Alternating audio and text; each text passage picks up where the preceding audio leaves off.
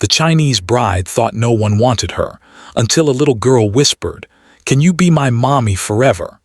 Mei Lin had learned how to disappear without moving. She stood behind the counter of the small tailoring shop every day, measuring fabric, fixing torn sleeves, and shortening trousers for people who rarely looked at her face. To them, she was only a pair of careful hands. No one asked about her life. No one wondered where she went after the shop lights were turned off. That silence had slowly become normal to her. She came to this country with quiet hope many years ago. At that time, her relatives had told her that a better future was waiting. They said marriage would give her stability and respect. They said she would not be alone anymore. Mei Lin believed them because she wanted to believe. She had always trusted easily. That trust did not protect her. The marriage arrangement failed before it truly began. The man decided she was not what he wanted. His family agreed without hesitation. They said she was too plain, too quiet, too old to be worth waiting for. The words were not spoken with anger. They were spoken calmly, as if they were stating facts. That calm hurt more than shouting would have. After that, the phone calls from home slowly stopped. At first, her mother called every week, then once a month, then only on holidays. Finally, there were no calls at all. Mei Lin understood without being told. In their eyes, she had become a reminder of something that went wrong. It was easier to forget her than to explain her. She rented a small room near the tailoring shop. The walls were thin, and at night she could hear other people laughing, arguing, or watching television. Sometimes she imagined those sounds were coming from a family that once belonged to her. She cooked simple meals, ate alone, and washed her dishes carefully, as if someone might inspect them later. Old habits stayed even when their purpose was gone. Every morning she woke up before sunrise. She liked the quiet hours because they asked nothing from her. She made tea and sat by the window, watching the streets slowly come alive. She told herself that this life was enough. Work was honest. Loneliness was predictable. Hope, she believed, was dangerous. At the shop, her boss was fair but distant. He paid her on time and did not ask personal questions. Mei Lin appreciated that. She did not want to explain her past again and again. Some coworkers talked about their children or complained about their spouses. Mei Lin smiled politely and kept sewing. When they asked if she was married, she answered with a simple no. When they asked if she had children, she shook her head. After a while, they stopped asking. Sometimes customers assumed she did not understand the language well and spoke slowly to her. She understood every word. She simply chose not to respond more than necessary. Silence protected her from pity and from judgment. Both felt the same to her. On her days off, she walked through the local market. She watched families argue over prices, children pulling at their parents' sleeves, couples sharing food from the same plate. These scenes did not make her jealous anymore. They made her tired. It felt like watching a story that was never written for her. At night, memories came without warning. She remembered her childhood home, the smell of rice cooking, her father fixing things that did not need fixing. She remembered how she once imagined holding her own child, teaching them to tie their shoes, brushing their hair before school. Those thoughts no longer brought tears.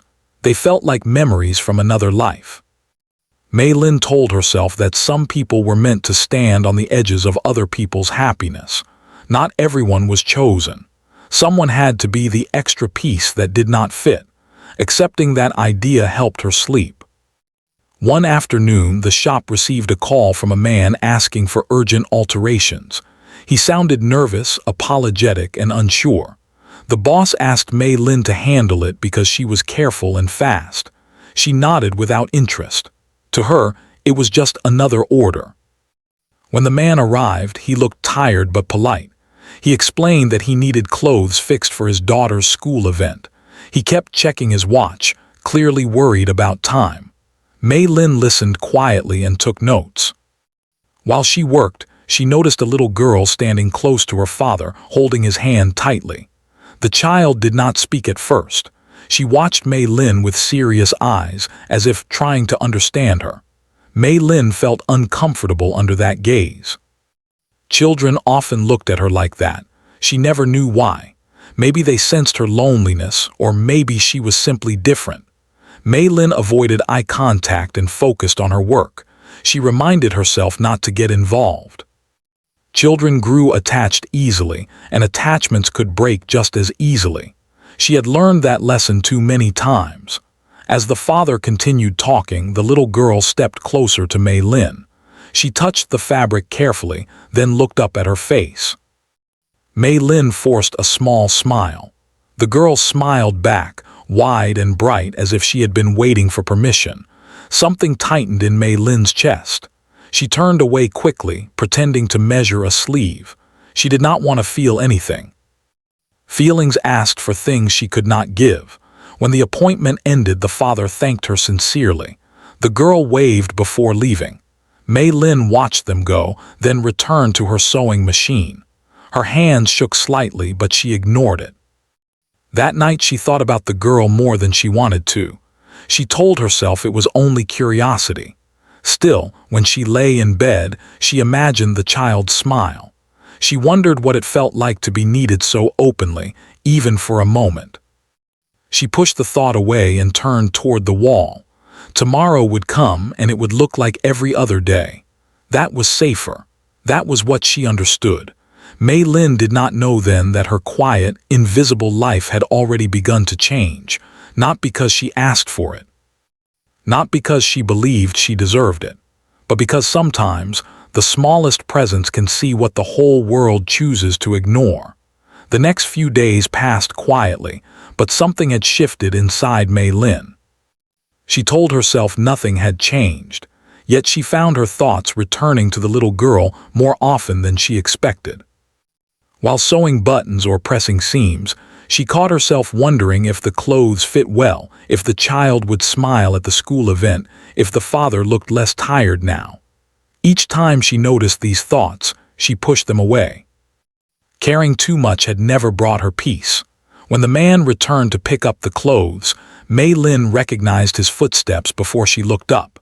He greeted her politely, his voice softer than before, as if he was no longer in a hurry. The little girl was with him again. This time she did not hide behind her father's leg. She walked straight toward Mei Lin and stood beside the counter, her hands resting on the edge as if she belonged there. Mei Lin felt her shoulders tense.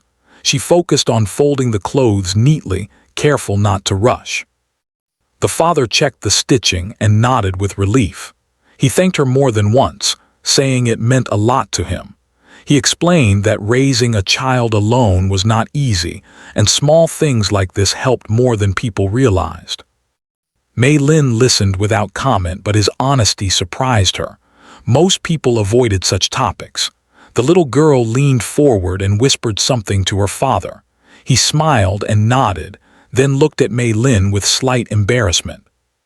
He explained that his daughter wanted to say thank you herself. The girl held out a small paper flower, clearly folded by a child's hands. Mei Lin hesitated before accepting it. Her fingers trembled as she took the gift. The flower was uneven and fragile, but Mei Lin treated it like something precious. She thanked the girl quietly. The child beamed, clearly proud.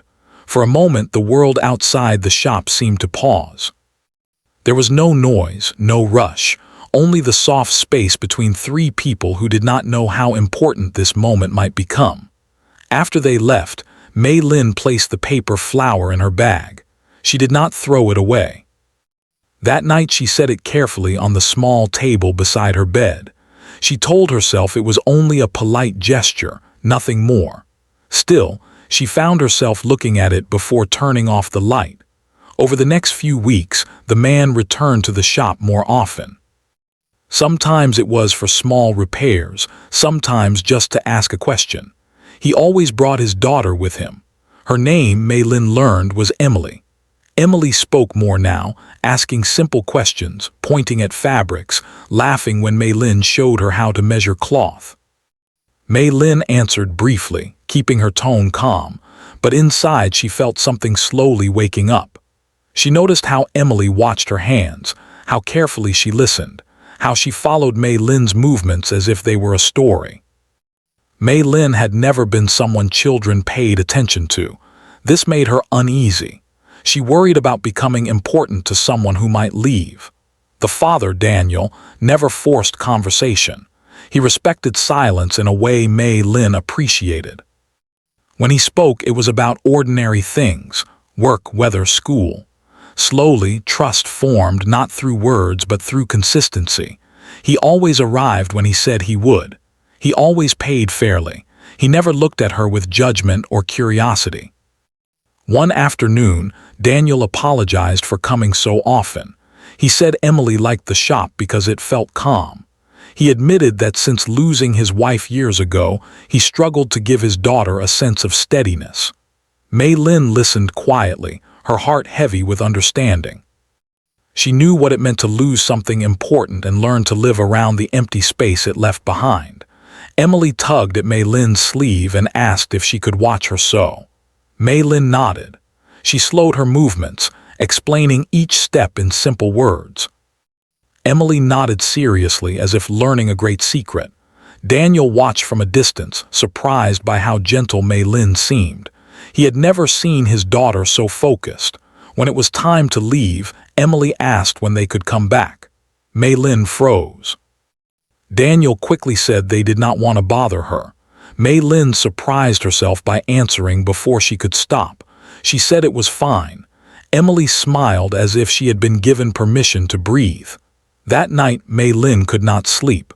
She questioned her own actions. Why had she invited more visits? Why did she care if a child was happy to see her?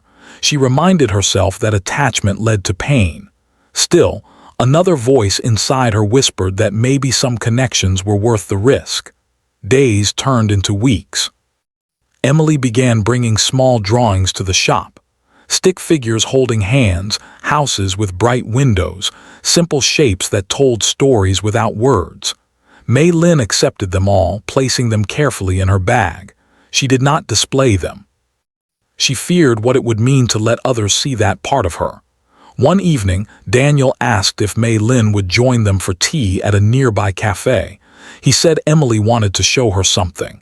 Mei Lin hesitated. This would cross a line. This would turn a professional relationship into something else. Yet when she looked at Emily's hopeful face, she agreed. At the cafe, Mei Lin sat stiffly at first. Emily chatted excitedly, showing her a school project. Daniel thanked Mei Lin again for being kind to his daughter. He said Emily had not connected with many people since her mother passed away. Mei Lin looked down at her cup, unsure how to respond. She did not see herself as kind. She saw herself as careful. As they walked back, Emily slipped her small hand into Mei Lin's without asking. Mei Lin stopped breathing for a moment. She did not pull away. The child's hand was warm and trusting. It felt like a question without words. When they reached the shop, Emily hugged her suddenly. Mei Lin stood still, unsure what to do, then gently returned the hug. The feeling stayed with her long after they left. That night, Mei Lin stared at the ceiling, her heart restless. She realized that loneliness had protected her, but it had also kept her from living. She was afraid, but for the first time in years, she was also curious. She did not know yet how deep this connection would go. She only knew that a door she had closed long ago was beginning to open, slowly, quietly, without asking permission. Mei Lin tried to return to her old routine, but it no longer fit the way it used to. Each morning she still woke before sunrise, made her tea and sat by the window, but now her thoughts did not feel empty. They wandered. Sometimes they landed on Emily's laughter. Sometimes on the calm way Daniel listened when she spoke. These thoughts made her uncomfortable. She reminded herself that nothing had been promised. Nothing belonged to her. At the shop, Emily's visits became part of the rhythm of the day. She would sit quietly with crayons while Mei Lin worked, humming softly to herself. Mei Lin pretended not to notice how the sound warmed the room. She told herself it was temporary. Children changed quickly. People moved on. One afternoon, Daniel received a phone call and stepped outside. Maylin continued sewing, aware of Emily's eyes on her. The girl climbed onto the chair near the counter and leaned closer. "Why don't you smile more?" Emily asked, her voice gentle and curious. Maylin paused.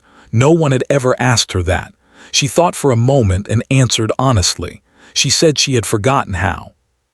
Emily frowned as if this was a serious problem that needed solving. Emily reached out and touched Maylin's sleeve. Her voice dropped to a whisper, as if sharing a secret meant only for them. "You can practice with me," she said. Maylin felt something tighten in her chest. She looked away, pretending to adjust the thread.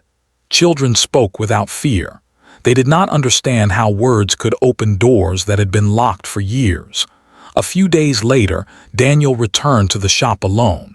His face looked tired in a way Maylin had not seen before. He explained that Emily had caught a fever and would not be coming by for a while. He apologized, as if he were the one who had done something wrong. Maylin nodded and said she hoped Emily felt better soon. Her voice sounded steady, but when Daniel left, the shop felt unusually quiet. The chair where Emily usually sat looked too empty. Maylin worked faster than usual, trying to fill the silence. That night, she found herself worrying. She wondered if Emily was scared, if she missed her routine, if she asked about the shop. Maylin scolded herself for these thoughts. She told herself it was not her place to care this much. 2 days later, Daniel called the shop. He hesitated before speaking, then asked if Maylin might be willing to help for a short time. He explained that work had become difficult to manage, and Emily needed someone calm with her. He said he would understand if Maylin said no. Maylin's first instinct was to refuse. This would change everything. It would create expectations. It would create attachment. But when she imagined Emily lying in bed, restless and lonely, her heart answered before her fear could. She agreed. When Maylin arrived at their home, she felt nervous. The house was modest and neat, filled with signs of a life built carefully after loss. Emily lay on the couch under a blanket. When she saw Maylin, her face lit up. "You came," Emily said, as if it had not been a question. Maylin sat beside her and checked her temperature as Daniel had shown her over the phone. She spoke softly, telling Emily stories about fabric and colors. Emily listened, her eyes slowly closing. Over the next few days, Maylin returned to help. She cooked simple meals, cleaned quietly, and sat with Emily during naps. She did not cross boundaries. She did not act like she belonged. She acted like someone grateful to be trusted. Daniel watched this with growing respect. He noticed how Emily relaxed around Maylin, how her laughter returned sooner than expected. One evening, while Emily slept, Daniel thanked Maylin with visible emotion. He said he had not realized how heavy things had become until someone shared the weight. Maylin listened, unsure what to say. She was not used to being thanked for simply being present. When Emily recovered, Maylin prepared to step back. She believed this was the moment to return to her safe distance, but Emily did not understand this plan. On Maylin's last visit, the child hugged her tightly and would not let go. "Can you come back tomorrow?" Emily asked. Maylin gently pulled away and told her she had work. Emily looked up at her with serious eyes. "Can you stay forever?" she asked. The question fell into the room like a fragile glass, easy to break. Maylin felt frozen.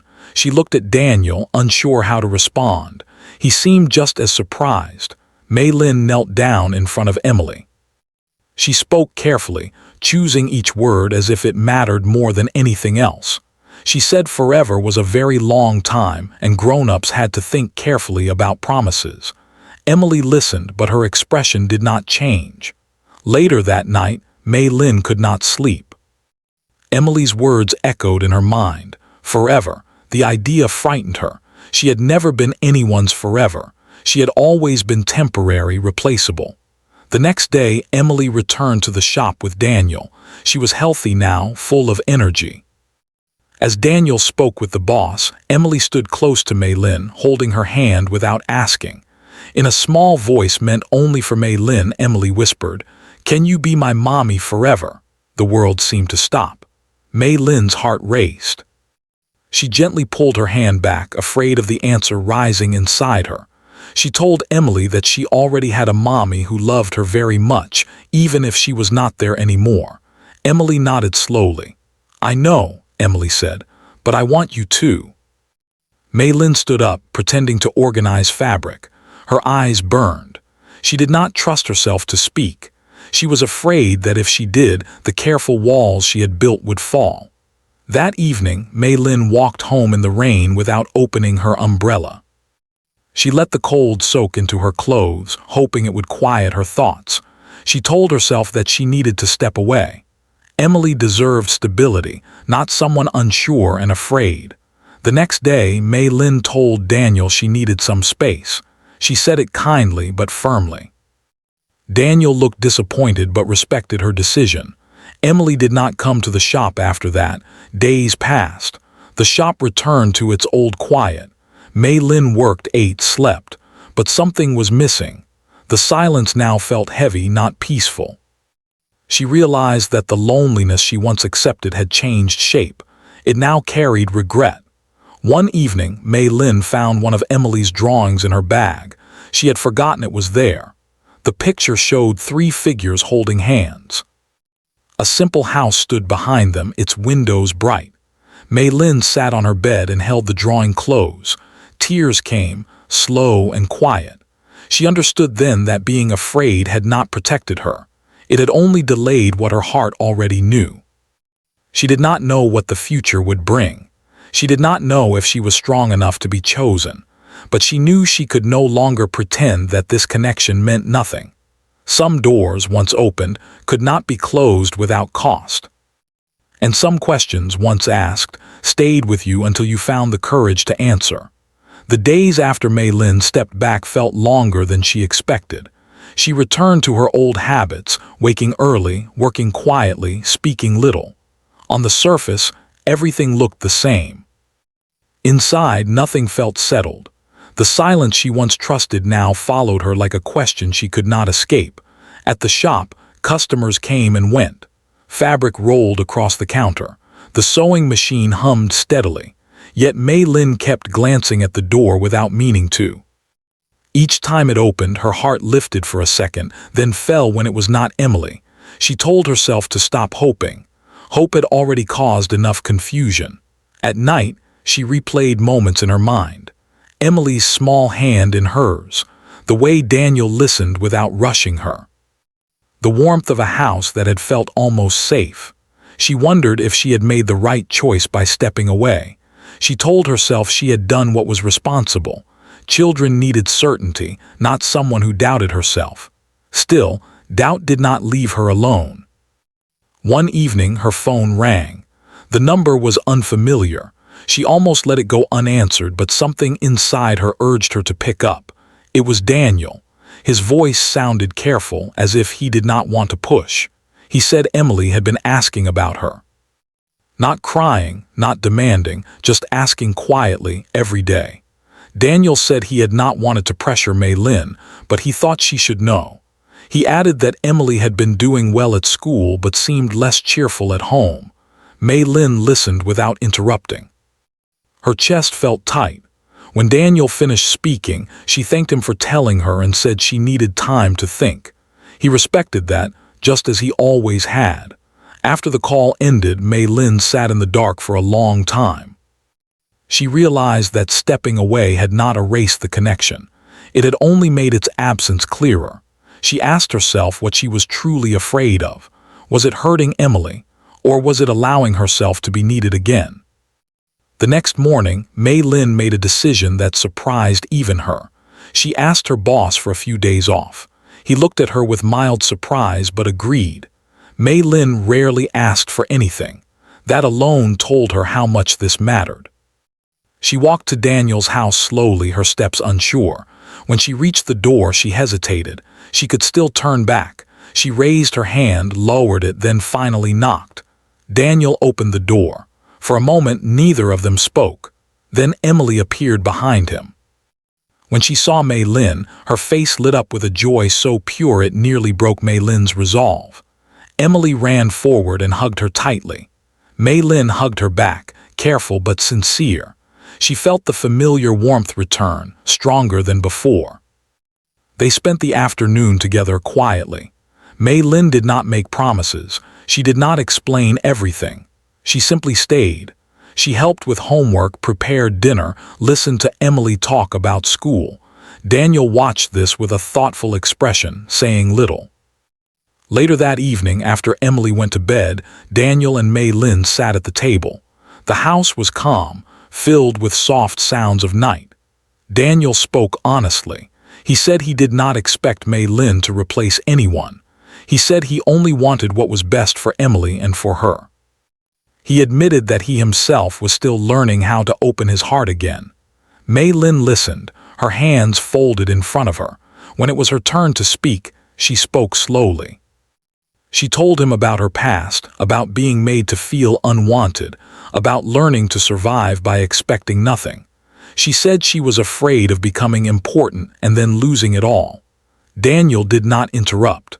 When she finished, he said something simple but powerful. He said that choosing to care always carried risk, but choosing not to care carried a different kind of loss. Those words stayed with her. Over the next weeks, Mei Lin became a gentle presence in their lives again, not rushing, not forcing anything. She visited often, sometimes cooking, sometimes just sitting and listening. Emily grew more relaxed, more confident. She stopped asking big questions and started enjoying small moments instead. Mei Lin noticed changes in herself too. She laughed more easily. She slept better. The tightness in her chest slowly eased. She still felt fear, but it no longer controlled every choice. One afternoon, Emily came home upset after a difficult day at school. She sat quietly, refusing to speak. Mei Lin sat beside her, offering no advice, only patience. After a long silence, Emily leaned against her and began to talk. She spoke about feeling different, about missing her mother, about being afraid people would leave. Mei Lin held her close and told her the truth in simple words. She said some people leave, but some people stay. She said love could grow in many ways. Emily listened, comforted. That night, Mei Lin realized something important. She did not need to be perfect. She only needed to be present. Daniel noticed the bond growing deeper. One evening, he told Mei Lin that Emily had started calling her my Mei Lin when talking to others. The words made Mei Lin smile and ache at the same time. As weeks turned into months, routines formed naturally. Shared meals, school events, quiet evenings. The connection was no longer fragile. It was steady, built on trust rather than fear. One night, as Mei Lin tucked Emily into bed, Emily looked up at her with calm certainty instead of hope or pleading. "I'm glad you stayed," she said. Mei Lin smiled and brushed her hair gently. She did not answer with promises. She answered with presence. When Mei Lin left the room, she stood in the hallway for a moment, feeling something she had not felt in a long time: belonging. She understood then that life had not ignored her. It had simply been waiting until she was ready to step forward. And this time, she did not step back. Life did not change all at once. It changed slowly, in small ways that felt natural. Mei Lin continued working at the tailoring shop, but her days no longer ended in silence. After work, she often walked to Daniel's house. Sometimes she cooked. Sometimes she helped Emily with schoolwork. Sometimes they simply sat together, sharing the quiet. These moments were simple, but they carried a warmth Mei Lin had never known. Emily grew more confident with each passing week. She spoke more at school and laughed more at home. Her teachers noticed the change and mentioned it to Daniel during meetings. Daniel listened with relief. He knew how hard Emily had struggled after losing her mother. Seeing her smile again felt like breathing after holding his breath for years. Mei Lin never tried to take a place that was not hers. She spoke honestly with Emily when questions came up. She talked about Emily's mother with respect and kindness, making sure Emily knew that love did not disappear just because someone was gone. Emily listened carefully and seemed comforted by the truth. One evening, Emily brought home a school form asking for emergency contact information. She looked at Mei Lin quietly before handing it to Daniel. Daniel hesitated, then looked at Mei Lin.